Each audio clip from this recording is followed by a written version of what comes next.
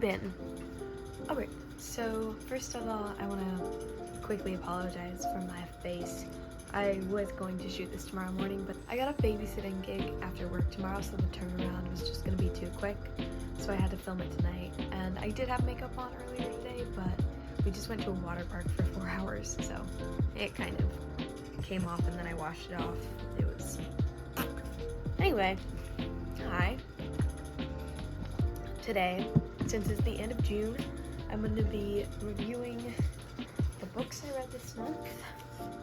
This is a very small stack. And the books that I want to read next month. Alright, so like I just said, the number of books that I read in June was relatively small because I've been in a really awful reading slump for the past forever. And I was just able to get back into reading with the last book on, well, I guess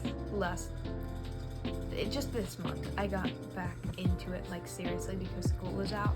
I haven't been too great about making the time to read, which is why I only read 3 books this month, but I do plan to make a lot more time next month, and I will have the opportunity and the necessity to create more time, but I'll talk about that later when I get into that section.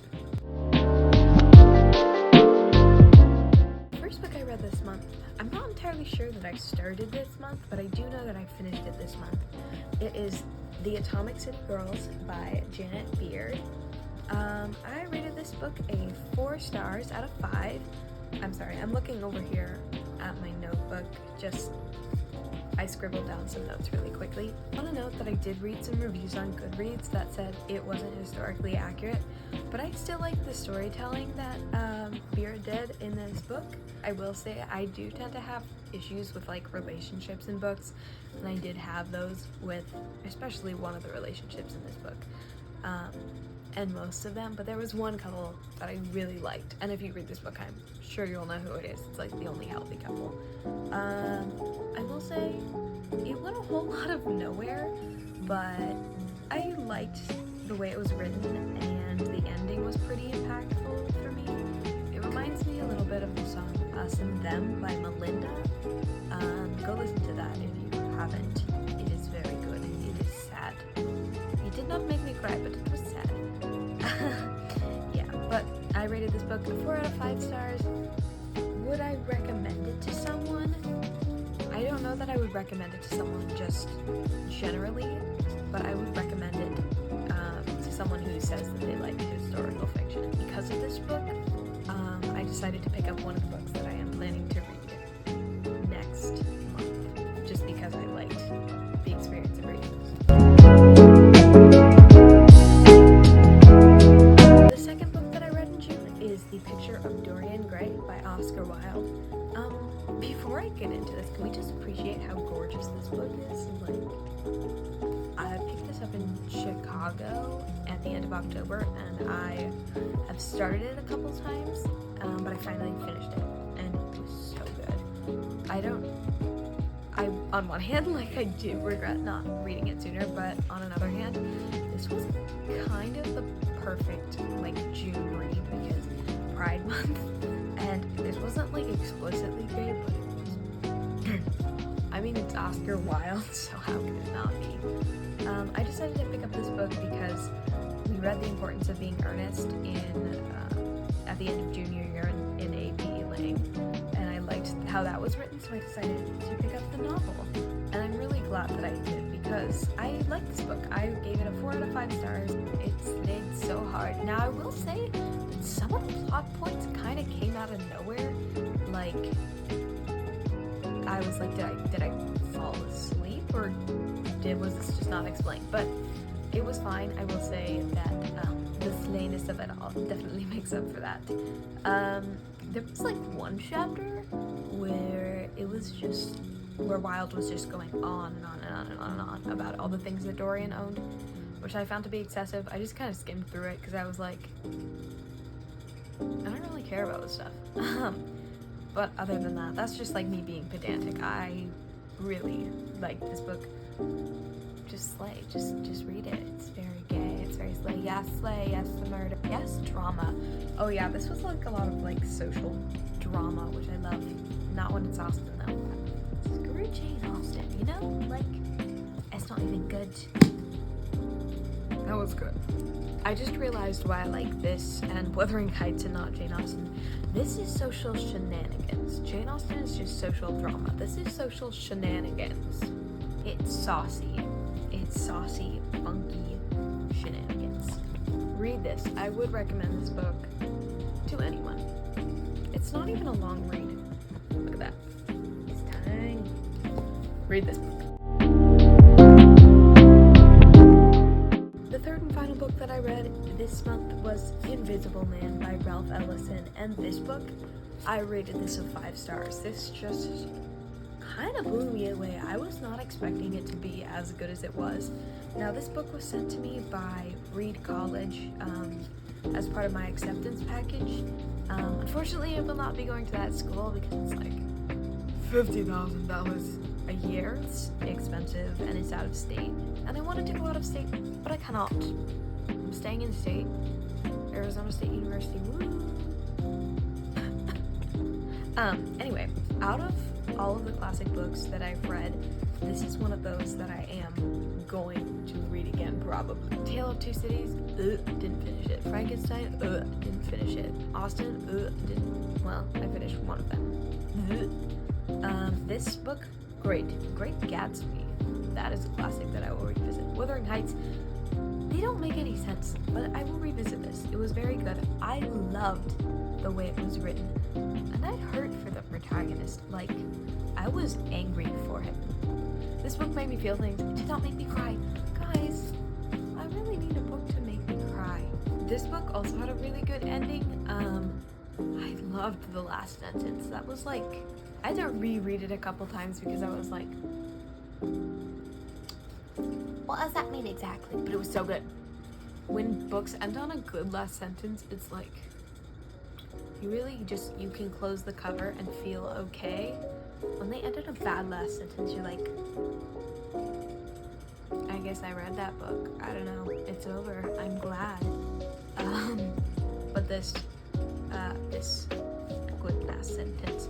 Read this book. I would recommend this book to anyone. Read it. You must read it. It's good. You need to. This is not optional. You will be reading this book. I would like to apologize for being so dull right now. I feel like I sound monotone. Like I just was recording that last clip and I was like, why do I sound like a robot? I literally sound like a robot. It's because it's late. Alright, now for all the books that I want to read this month. It's a lot of books. Alright, so I said that I would tell you why I'm going to be reading more this month. We are going to California at the end of July, and that's like 14 hours of driving, so I will have a lot of time to read books. First 3 books that I have here, I got at Thrift 360, which is a thrift store. It's not a book thrift store, but they were like $1 each, which is crazy if you're a book person and you know that books are like $20 each. Blech. I do want to go book thrifting again, maybe even at like a secondhand bookstore. Woo! Crazy idea. There were really slim pickings at the thrift store because it was like romance novels, religious books, self-help books, a couple books I already owned, and then like, most of the stuff there didn't interest me, but I did pick up a couple that sounded okay-ish. This first book is The Wife of Willesden by Zadie Smith. This is a 21st century translation of Geoffrey Chaucer's classic, The Wife of Bath. I have not read this, but I have not read The Wife of Bath, but this is in like play format. I don't know why. It's in play format, so that'll be interesting. I think that's a lie. I read plays at school all the time, but I have not personally chosen to read a play since probably I was like single digits. Putting that out there. But this will take me like a day to read. These first 3 books are going to take like a day to read, which is why there's so many books. The second one is The Mirror by Marilis Melheiser. This is a thriller novel. I really only picked this up because it was published, I believe, in the 70s, and I was like, ooh, vintage. That's kind of cool. yeah, 1978. So I was like, vintage, cool. It's not in like good shape or anything. I definitely would not say that, but it has this cute photo of a lady and her cat on the back. So we'll see what this is about. Should be fine. Should take like a day to read. Alright, now this is the one that I picked up because I liked Atomic City Girls. It is The Ambassador's Daughter by Pam Jenoff. It's, I think, like a World War II novel about a lady. I don't know. I hope it's not like a weird romance thing. I don't think it's gonna be like, I think it's gonna be like, ooh, women! Also, the Atomic City Girls was like not super ooh women.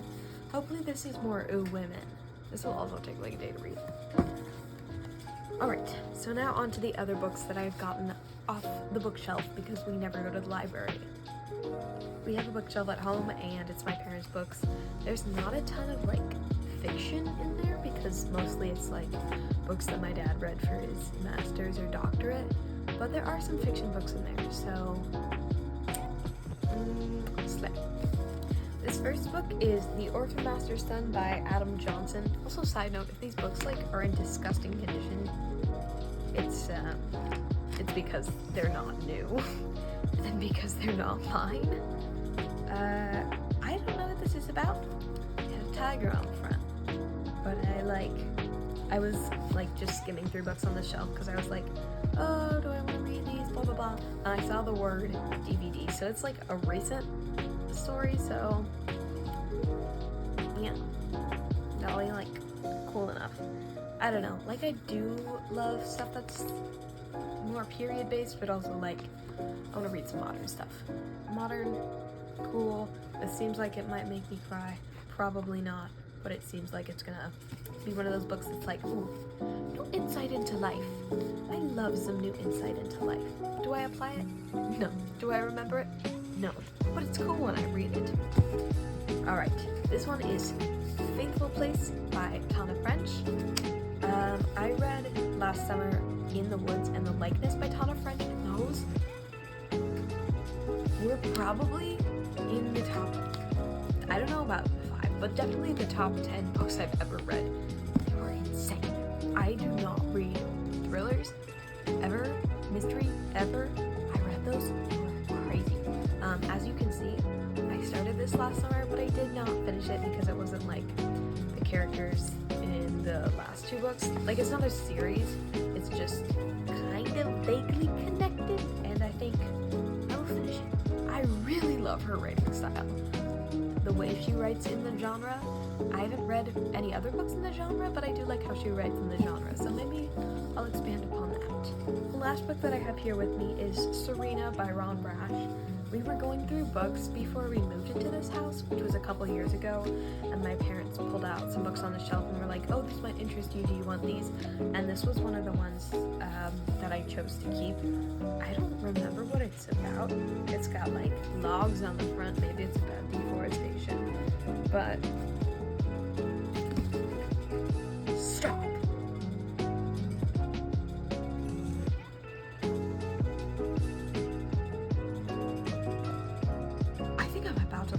Like, I can feel myself tearing up. I was just looking at the back of the book to see if there is like a description. It's just reviews, but the last review says an Appalachian retelling of Macbeth. I fucking love Macbeth. I've been working, not like seriously, but I have like been like making a Macbeth musical because I love it so fucking much, and the concept of this is Macbeth in the Appalachians. Hell fucking yes.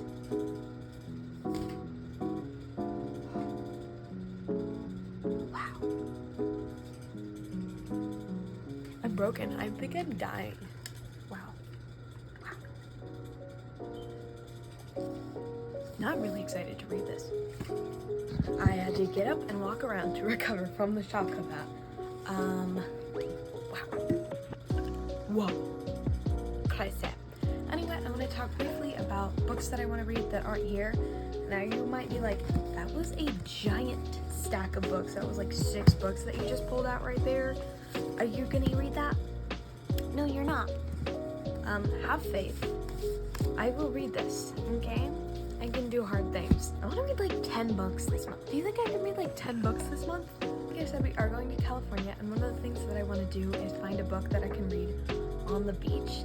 Like, beach read books. So I'm going to look into that, try and find a book that's like the perfect beach read. Ooh, classy. Because I've never read on the beach, but I want to try it. It sounds cool, and I want to be cool. I want to be a cool person who does cool people things.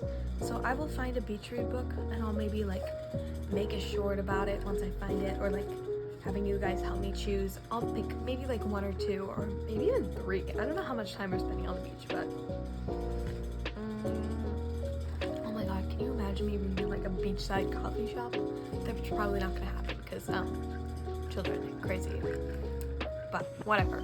Like I said, I do want to go book thrifting again, so I might find a book or 2 to read there. And also, I really hope that this is like the Airbnb that we're staying in. I hope it's one with books, because usually they have like a couple books. There was one that we stayed at in northern Arizona that had like a whole closet full of books, and it was like, take some if you want them. And I'm still kicking myself for not taking any. I hope this Airbnb has books, not even ones that I can take, because I don't have any shelf space to put books, but hopefully there are some books in the Airbnb that I can read while I'm there.